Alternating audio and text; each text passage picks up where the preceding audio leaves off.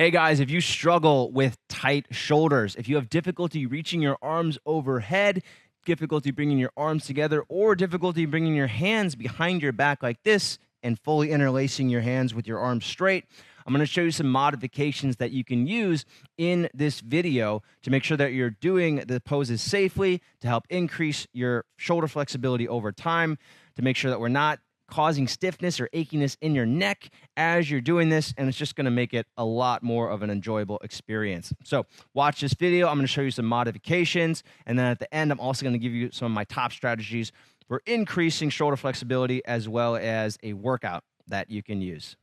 The first pose where limited shoulder flexibility can prevent proper technique is in any yoga position where your arms are supposed to be overhead. So this could be a chair pose, right, with the feet together, your arms overhead, biceps framing the ears. It could also be in a low lunge position where your arms are overhead. It could be in a high lunge position, or it could be in a warrior one. These are just a few poses where you're going to have your arms overhead.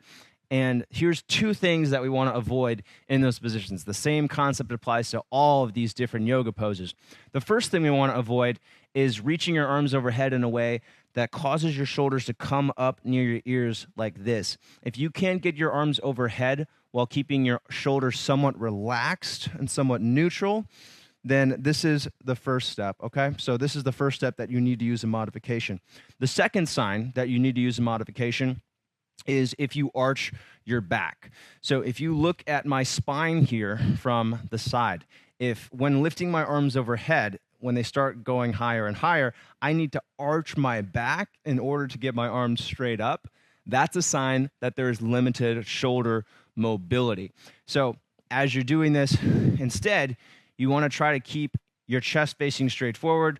We're going to keep a neutral spine all the way up from the lower spine, all the way up to your neck. You're not arching your back here. You're keeping your abs tight. If you squeeze your abs, that's going to help prevent your chest from arching up. And then as the arms come up, everything stays neutral. And this is a lot more difficult for your shoulders because you're actually isolating your shoulders.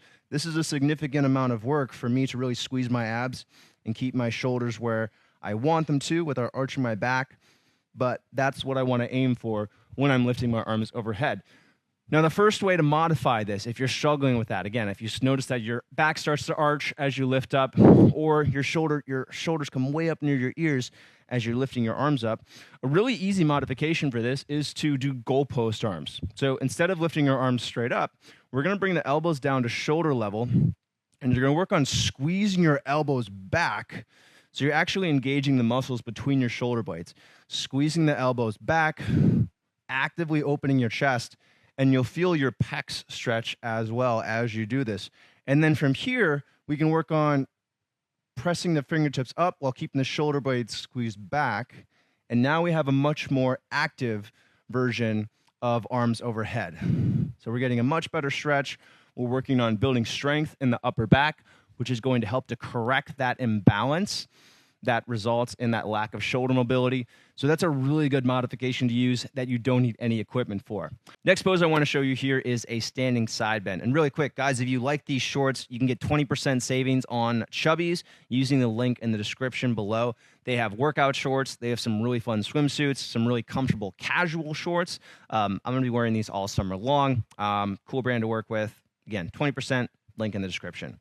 So to modify a standing side bend, we're going to use a lot of the same principles we discussed in the previous pose. So we want to make sure that we're not arching the back as we lift our arms overhead. We also want to make sure that we're not shrugging the shoulders up near the ears like this as we lift the arms up. So we're going to use the strap overhead once more. Depending on that mobility in your shoulders, you can hold the strap wider. Ideally, though, for this position, we're getting the hands a little bit closer together. And I like to start doing this position first by, instead of just thinking leaning side to side, it is a standing side bend. I like to think really squeezing the arms back as far as possible. And remember, we want to do the same thing that we did in the previous position. We don't want to arch the back to get the arms back. You're actively squeezing the muscles between your shoulder blades, around your shoulder blades, to get your arms as far back as possible. So we're not just stretching your shoulders, not just feeling the stretch here through the front of your shoulders, but also feeling those muscles in the upper back working. and then we can lean from side to side. We're going to hold this stretch. We're going to make sure that we continue to squeeze the arms back. Same thing as we do a back bend. Make sure that we're squeezing the arms back. And then as you get better at this, as it becomes easier, as you notice that you're not arching your back as much, you can bring your hands closer together, right? We can hold the hands at about hip width distant, and then maybe even getting closer and closer. One other quick modification I want to show, which is a really cool way to do this, is actually to use a yoga block. So you'll want a kind of a heavier block, cork yoga blocks. This is what I use. This is what I recommend. But if you have a cork yoga block, you're forced to use a little bit more strength as you hold it overhead. This is going to help with that functional range of motion that we talked about. That's going to result in more longer lasting improvements in your flexibility. It's also going to be more noticeable in terms of your day-to-day movement and your shoulder flexibility for your other workouts. So another way to modify is you can use a block overhead as you're doing this. Just make sure that you're holding that block with strength. All right, and the last position that I want to talk about here is what to do when you have your hands behind your back. We're going to use a strap for this one. Again, if you don't have the strap, find that t-shirt, find a towel, find something that you can hold behind your back. Fun fact, deadlifting straps will work too. So if you're a lifter, you have some deadlifting straps around. Sometimes I use those. So when you're bringing your hands behind your back, you want to make sure that you can lock out the arms and have your chest open and your shoulder blades fully retracted. If you notice that your shoulders are rounding forward as you hold the strap behind your back, that's a sign that you need to hold the strap a little bit wider. So if you look at me from the back here, I'm going to start with my strap with a really wide grip, making sure that I'm not doing anything funky with my shoulders here. I'm not letting my shoulders round in like this. So I'm turning my biceps to face forward, turning my palms to face forward, and then squeezing the strap away from my back. If you can do this without your shoulders rounding forward, that's a good sign that we can bring the strap. We can choke up on the strap. We can get a little bit closer grip on the strap. Do make sure that you can continue to keep your arms locked out, though. So you're squeezing your biceps, your triceps. Your arms are really engaged here. And then squeezing the strap away from your back, keeping the shoulders or preventing those shoulders from rounding in, right? Keeping the shoulders open, keeping your chest open, and really focusing on that engagement through the upper back muscles. And then from here, where we would typically do this pose is when we do a kind of a forward fold with this position.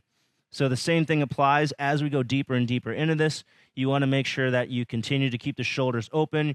You're not letting the shoulders round in, and you're continuing to squeeze the arms away from the back, actively building strength here. So that's the last way to modify. Now, how do you increase your shoulder flexibility over time? So I mentioned this in the beginning of the video, but stretching, doing these movements is really helpful. We want to do these at least 3 times per week. But I would also recommend that you do a combination of upper back strengthening. So you're doing pulling muscles, right? You're doing pull downs. You're hanging from a pull-up bar. And I would also recommend that you do some mobility work to address some muscle knots between the shoulder blades. So get a lacrosse ball, get a foam roller, start working on breaking up restricted muscle tissue in your chest, in your shoulders. And that's going to be really helpful for increasing that shoulder flexibility. If you can work on this stuff 3 times per week, then you should notice significant improvements to your shoulder flexibility in just a couple of weeks. All right, I've shown you how to modify some yoga postures. Now, how do you increase your shoulder flexibility over time? So you want to make sure that you're doing these types of movements at least 3 times per week. Make sure that you're being consistent. Make sure that you're working not just on passive flexibility, but actually on engaging those muscles in your upper back as you're doing these exercises, and that's going to help you increase your flexibility with a more long-term focus as opposed to just getting a short-term increase in flexibility and then it going away the next day. I'd also recommend that you work on strengthening your upper back, doing more pulling exercises, stuff like lat pull downs, horizontal rows. If you can hang from a pull-up bar, it's also going to be incredibly helpful. And then lastly, I'd recommend that you start doing some self-myofascial release work with things like lacrosse balls, foam rollers to help with addressing restricted muscle tissue or muscle knots that's going to make it difficult for you to lift your arms overhead. Guys, if you enjoyed this video, if you want to learn more, make sure you subscribe. I put out great content like this all the time. Leave a comment if you have some feedback. Like the video if you found it useful. And if you want to get to work on your shoulder mobility right now, I've got a free routine over here that you can try out from a very popular morning series that I put out just a few months back. So I'll see you guys in the next video. Thanks for watching.